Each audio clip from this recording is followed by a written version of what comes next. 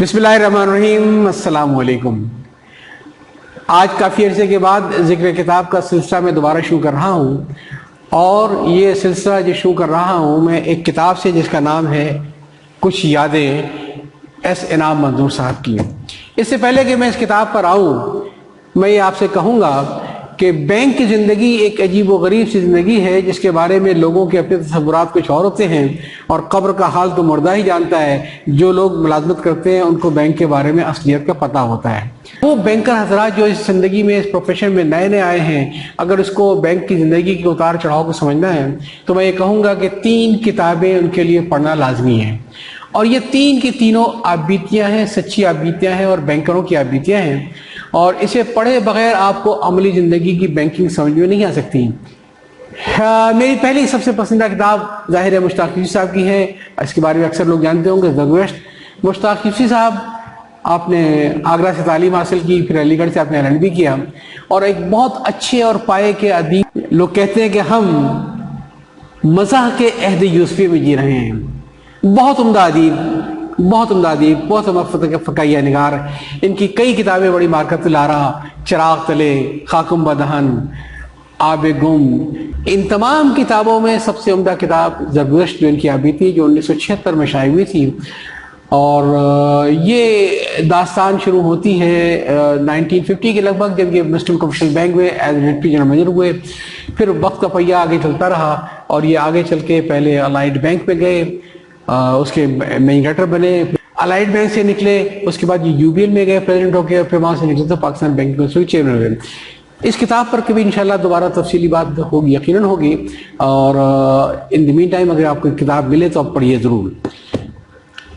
2 किताबें, 2 आबीतियाँ जिनसे मेरी एक जज्बाती वाबस्तगी है।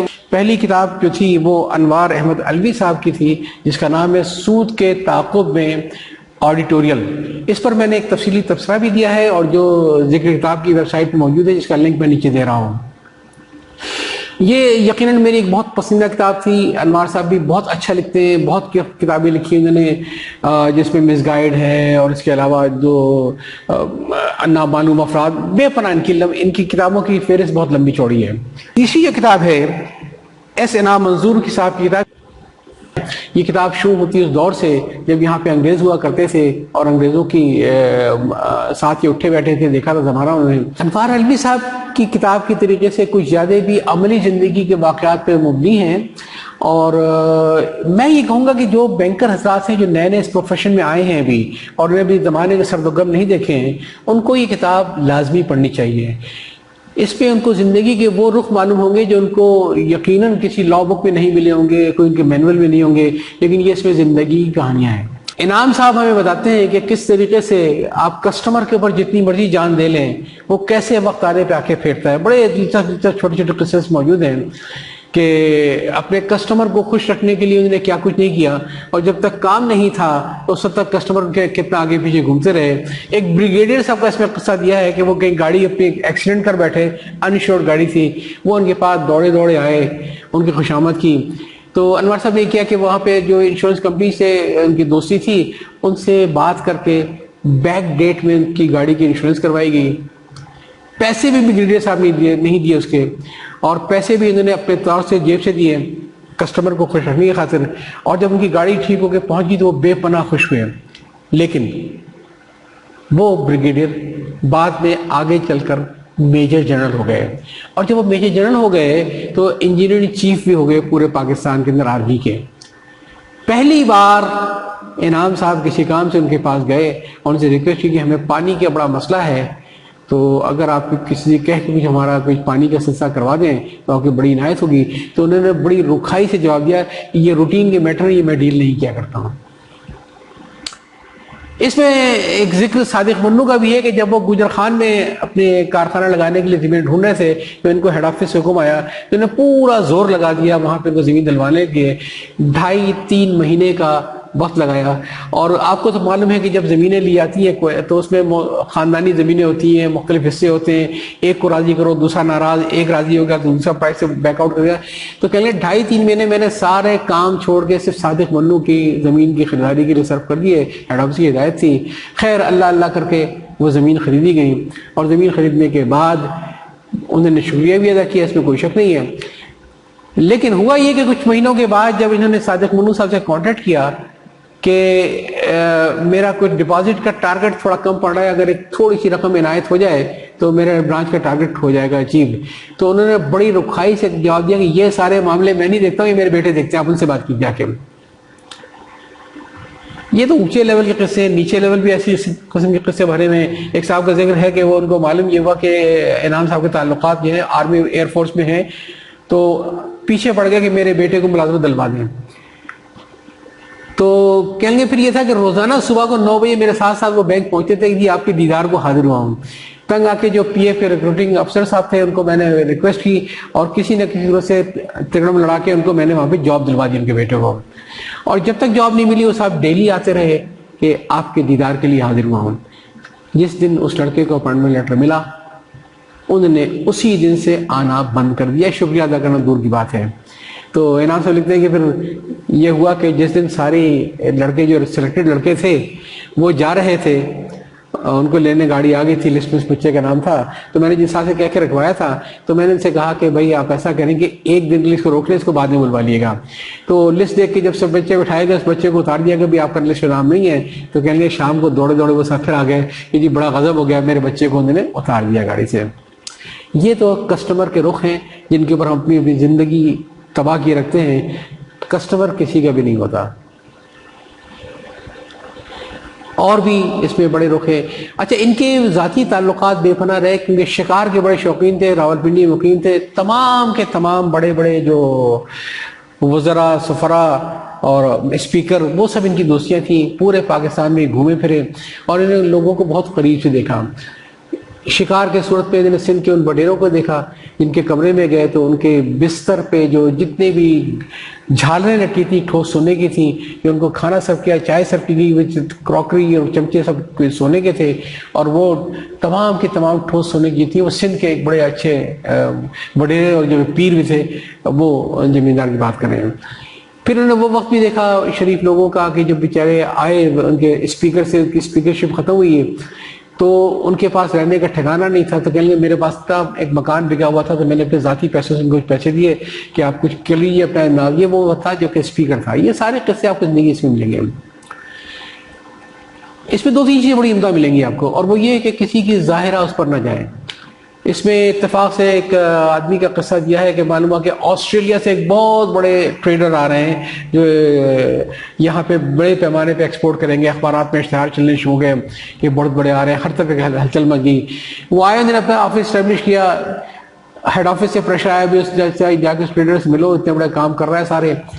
تو کہنے لگے، پھر میں نے ٹائم لیا، میں گیا تو وہاں کے جو نقشے کچھ اور تھے، اور نقشے یہ تھے جناب کہ میں جب اترا ہوں تو ایک بڑی خوبرو لڑکی نے مجھے وہاں پہ گاڑی سے ریسیو کیا، لا کے دوسرے کمرے میں بٹھایا. وہاں ایک اور لڑکی آئی میرے پاس اتنی حسین، اس نے مجھے کافی پیش کی، میں انتظار کرتا گیا. پھر تیسرے کمرے میں لے آ گیا، وہاں ایک اور لڑکی ملی، اس نے مجھے جوس پیش کیا اور ایک عجیب سا ماحول تھا. اور بڑی مشکل سے وہ صاحب تشریف لائے بعد میں. اور کہیں گے اس میں یہ تھا کہ 6-7 فون رہے تھے. اس زمانے میں موبائل فون نہیں تھے، لینڈ لائن تھے، کہ 6-7 لائن لگی ہوئی تھی اور ہر 2 منٹ کوئی گھنٹی بچی تھی وہ اٹھاتے تھے اور کہتے ہیں بھائی میں نے 2 کروڑ کے بھیج دیے ہیں، بھائی 4 کروڑ کی ایلسی کھل گئی وغیرہ وغیرہ.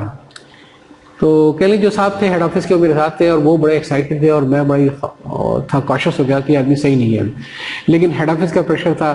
بعد انہوں نے اپنا کوئی چھوٹا موٹا اکاؤنٹ کھولا، بعد میں او ڈی کی ریکویسٹ کی اور انہوں نے دینے سے انکار کر دیا. بلکہ جو انیشیل ڈپازٹ 50,000 کا آیا تھا اس کے ساتھ ہی جب بیلنس کم ہو کے 230 روپے رہ گئے تو بغیر ہیڈ آفس کو کانفرنس کے لیے ہوئے انہوں نے اکاؤنٹ کو کلوز کیا اور 230 روپے کا پیڈر بنا کے وہ بڑے بڑے کروڑ پتی ارب پتی جسے ٹریڈر کو بھیج دیا. وہ بڑے ناراض بھی ہوئے، آپ نے جلد بازی کی اور 4 دن بعد اخبار میں خبر تھی کہ وہ آدمی ایک فراڈ تھا اور چھوڑ کے چلا گیا. بینک والوں کو آفرز بھی اچھی چیز ملتی رہتی ہیں. اس میں اتفاق سے خود نے اپنا بھی ذکر کیا ہے کہ جیسے میں نے صادق منو کا آپ کو بتایا ویسے ہی فاروق سہگل صاحب کا بھی تھا کہ ان کو بھی جب زمین کی ضرورت تھی تو ان کو بھی ہیڈ آفس نے ان کو ہدایت دی کہ ان کی زمین تلاش کر دو. تو کہہ لیں میں نے پورا زور لگا دیا اچھے طریقے سے اور بڑی مشکل سے کئی دنوں میں جا کے جو زمینیں تھیں وہ تمام لوگوں کو بٹھا کے معاملے کرا کے زمین دلوائی. تو کہہ لیں کہ پھر وہ اتنے میرے ممنون ہوئے کہ انہوں نے مجھے آفر کی کہ تم جتنی بھی سیلری لے رہے ہو مجھے اس سے مطلب نہیں ہے بینک میں تم کو اس کی 3 گنا سیلری آفر کرتا ہوں میں تم کو اس کی 3 سیلری آفر کرتا ہوں، تم کل سے میری جاب پر آ۔ انعام صاحب کا کہنا یہ ہے کہ میں نے کچھ ایک لمحہ بھی سوچے بغیر ان سے بڑی پولائٹلی معذرت کر لی کہ صاحب یہ میرے لیے ممکن نہیں ہے۔ ان کا آخر کیوں؟ کہیں گے میں پھر اس طریقے سے آپ سے آنکھوں میں آ کے ڈال کے بات نہیں کر پاؤں گا۔ یہ تو ہوتا ہے آفر ٹھکرانے والوں کا، اور ایک آفر ایکسیپٹ کرنے والوں کو سن لیا۔ ایک آفر ان کو اور ملی تھی، وہ بھی انہیں ٹھکرائی تھی۔ اس میں کیا بنا؟ ایک اپنے کسی صاحب کا ذکر کرتے ہیں، اسلم صاحب کا، جو اچانک کینیا میں گئے، ان کی قسمت پلٹ گئی اور راتوں رات وہ ملٹی ملینر ہو گئے، ان کی بہت ساری کمپنیاں بن گئیں، ہر فیلڈ کے اندر معلوم ہو گیا تھا۔ تو بڑی شہرت ان کی پاکستان میں کہ کینیا کیا گئے، ان کی تو قسمت ہی کھل گئی ساری، اور آئل کمپنیز بھی ہیں، کنسٹرکشن بھی ہیں، یہ بھی ہیں، وہ بھی ہیں۔ پھر وہ پاکستان آئے تو ان کے ایک دوست کو آفر کی، پھر دوست نے ان کو بھی آفر کی کہ چلو کینیا قسمت کھلے گی۔ دوست چلا گیا کینیا، یہ انہوں نے جانے سے انکار کر دیا۔ پھر دوست نے وہاں سے بھیجا کہ اسلم صاحب یہ کہہ رہے ہیں تم کینیا آ جاؤ، میں ایک بینک کا لائسنس لے لوں گا، تم کو اس کا پریزیڈنٹ بنا دوں گا، زندگی سے بھرے گی۔ تو کہہ لیا میں نے پھر بھی انکار کر دیا۔ اور تھوڑے دن کے بعد جو درانی صاحب جن کو اسلم صاحب لے گئے تھے، جو آفر نے منع کی تھی، کہ تھوڑے دن بعد بوڑھے اچانک وہ پاکستان واپس آئے اور انہوں نے کہا یہ کہ اسلم کا مرڈر ہو گیا۔ پوچھا کیسے؟ تو کہیں گے بیسیکلی وہاں کے جو حکمران تھے ان کا وہ فرنٹ مین بنا ہوا تھا، اور جو بھی کام کر رہا تھا وہ حکمرانوں کے فرنٹ مین کے طور پہ کر رہا تھا کینیا کے، اور اس میں ان کو کمیشن ملتا تھا۔ تو ایک امریکن ایڈ سے کوئی بڑا پروجیکٹ لگا، اور پروجیکٹ جب لگا ہے تو اس کے بعد جو حکمران تھے انہوں نے اپنا حصہ بڑھا کے مانگا۔ یہ ان کے بارے میں اتنا حصہ نہیں آ رہا تھا، کمیشن نے معذرت کی اتنا کمیشن نہیں دے پاؤں گا میں، چنانچہ اسلم کا مرڈر ہو گیا۔ اور کہنے پھر مجھے میرے بھائی خانوں نے مشورہ دیا کہ اگلا نمبر تمہارا ہے، تم اگلی فلائٹ سے نکل جاؤ۔ تو میں بینک والے سے کہوں گا کہ بھی لالچ میں نہ آئے، ایمانداری سے جو آپ کا کام کرتے رہیں۔ بڑے اس میں دلچسپ قصے آپ کو ملیں گے، بڑے دلچسپ کردار اس میں آپ کو ملیں گے جس میں بینک کی زندگی میں ملے ہیں لوگوں سے۔ مجھے ایک اس میں سجاول ڈاکو کا کردار بڑا پسند آیا جن سے ملے تھے، اور وہ یہ تھا کہ وہ باقاعدہ آرمی سے بھاگنے کے بعد ایک اشتہاری ڈاکو ہو گیا تھا، اور جب یہ ملے تو اس وقت ایوب خان نے اس کی جان بخشی کا آرڈر کر دیا تھا۔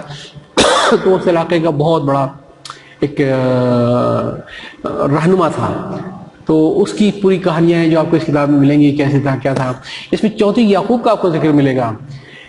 وہ تو میں نے آپ کو بتایا نا کہ جب ڈپازٹ کے لیے گئے تو کیسے ان کو رسوا ہونا پڑا۔ چودھری یعقوب کی شہرت یہ تھی کہ یہ آدمی وہاں پہ صحیح معنی میں ہنڈی کا کام کرتے تھے۔ اچھا زمانے میں یہ ہنڈی تو بریس میں تھی، اور دوسرا یہ تھا کہ وہ کچھ اسمگلنگ وغیرہ کرتے تھے۔ تو لیکن ہر کی ریلیشن پڑتی ہے، دوسری ریلیشن تھی۔ تو ایک دفعہ کہیں گے بہت مسئلہ پڑ گیا میرے ساتھ، میں مجبوراً جا کے چودھری یعقوب سے ملا کہ میرا ڈپازٹ کم ہو رہا ہے، تو 10 لاکھ روپے کا مجھے ڈپازٹ چاہیے۔ تو کہیں گے اس نے فوراً بغیر کوئی کیش نے اسی وقت 10 لاکھ روپے کیش نکالے اور پکڑائے کہ لے جائیں آپ کے۔ تو کہیں گے میں بینک جا کے رسید بھجوا دوں گا آپ کو۔ تو کہیں گے ناراض ہو گئے میرے اوپر کہ تم مجھے گالی دے رہے ہو، مجھے اتنا بھی بھروسہ نہیں ہے کیا؟ اور اس کا بتاتے یہ ہیں کہ ایک وقت ایک فیز اس پہ چودھری یعقوب پہ ایسا بھی آیا کہ اس نے کہا ان سے کہ میں اب تھک چکا ہوں، میں کوئی حلال کا کام کرنا چاہتا ہوں، مجھے کوئی ایسا مشورہ دو کہ میں یہ سارے کام دھندے چھوڑ دوں۔ تو کہہ لیں پھر میرے مشورے کے اوپر سے چینی کا کاروبار شروع کیا کہ کراچی چینی منگواتا تھا اور وہاں سے بیچتا تھا، اور کہہ لیں پھر دوبارہ آیا کہ میں تھک گیا ہوں، کوشش بڑا کر رہا ہوں، مگر اس میں بے پناہ منافع ہو رہا ہے، مجھے ایسا بتاؤ کہ میں اتنا منافع مجھے نہ ہو۔ تو جب اس کا انتقال ہوا تو گجر خان کی تاریخ کا سب سے بڑا جنازہ تھا۔ ایک اس پہ استانی میم کا مجھے بڑا قصہ پسند آیا۔ یہ ایک انگریز کرنل تھا جو یہاں پہ پشاور میں مقیم تھا، جہاں رہتے تھے لوگ یہ۔ تو وہاں پہ اس کرنل کا ایک بیٹا اور ایک بیٹی 12 اور 10 سال کی، تو ان کا وہاں پہ ایک اردلی تھا۔ وہ بیٹی جو 10 سال کی تھی وہ بہت ہی مانوس تھی اپنے اردلی کے ساتھ، اور جو اردلی جو بڑی خوش لہانی کے ساتھ ہمیشہ قرت کرتا تھا اس کی وہ بڑی دیوانی تھی ہے۔ تو جب بھی وہ تلاوت کرے اور قرت کرے تو وہ جا کے وہاں کھڑی ہوئی سنی شروع ہوتی تھی، اور یہ سلسلہ چلتا رہا۔ پھر وہ کرنل واپس چلا گیا اور برطانیہ، وہاں سے یہ لڑکی 12 سال کی ہو گئی، اور 12 سال کی ہو گئی تو وہ اپنے گھر سے بغیر بتائے چھپ کے بھاگ گئی۔ پانی کا جہاز پکڑا، بمبے آئی، اس کو اردلی کو اطلاع دی اس نے کہ میں آ گئی ہوں، اور جو عمر میں اس کے باپ دادا کے برابر رہا ہوگا تو اسے طریقہ بتایا کس طریقے سے پہنچنا، وہاں پہنچ گئے۔ پھر اردلی سے اس کی شادی بھی ہو گئی، عمر میں کافی فرق تھا۔ اس کی بیوی نے، پہلی بیوی نے، خود اس اردلی صاحب نے اس کا جینا بڑا حرام کر دیا، بہت تشدد، بہت ٹارچر۔ لیکن یہ لڑکی جو تھی اس نے اسی کیفیت میں، اسی دور میں نہ صرف یہ کہ قرآن کو حفظ کیا، اسلام قبول کیا، قرآن کو حفظ کیا، قرأت سیکھی اس نے، اور وہ ویسے ہی کرنے لگی ہے۔ تو بعد میں پھر اس نے باقاعدہ کو وہاں پہ ایک مدرسہ بھی کھولا اور وہاں پہ بچوں کو پڑھاتی بھی تھی، اس کی بیٹیاں بھی ہو گئیں۔ تو جب انسان کی کایا پلٹتی ہے پھر کیسے کایا پلٹتی ہے، پھر گھر والوں کو اسلام لینے آئے، سے جانے سے انکار کر دیا اور اپنے آپ کو اس نے اسلام میں بالکل میں کہتا ہوں غرق کر دیا تھا یہ۔ اور اس کا بیچاری کا انجام بھی بڑا عجیب و غریب ہوا کہ ایک دفعہ ایسا ہوا کہ ان کے گھر کے باہر ایک گاڑی میں جو مہمان آئے تھے، تو جو غالباً اس کی نواسی آئی ہوئی تھی، تو جب گاڑی کا ڈرائیور گاڑی کو ریورس کر رہا تھا تو ریورس کرتے ہوئے اتفاق سے ایک وہ حمید ٹانگیوان کا بچہ اس میں 2 سال کا آ کے مر گیا۔ اس نے کہا بھی کہ تم کو جو چاہیے میں دینے کو تیار ہوں، اب ظاہر ہے غلطی ڈرائیور کی بھی نہیں ہے، لیکن اس نے کہا 1 کے بدلے 7 ہوں، اور رات گئے اس کے گھر میں کودا اور استانی میم سمیت پورے گھر کو اس نے قتل کر دیا۔ میں اگر چاہوں تو بھی گھنٹہ بھر اور آپ کو اس کتاب کی طرف سے سنا سکتا ہوں، لیکن میں چاہوں گا کہ آپ اس کتاب کو خریدیے، بہت عمدہ کتاب ہے۔ جزاک اللہ۔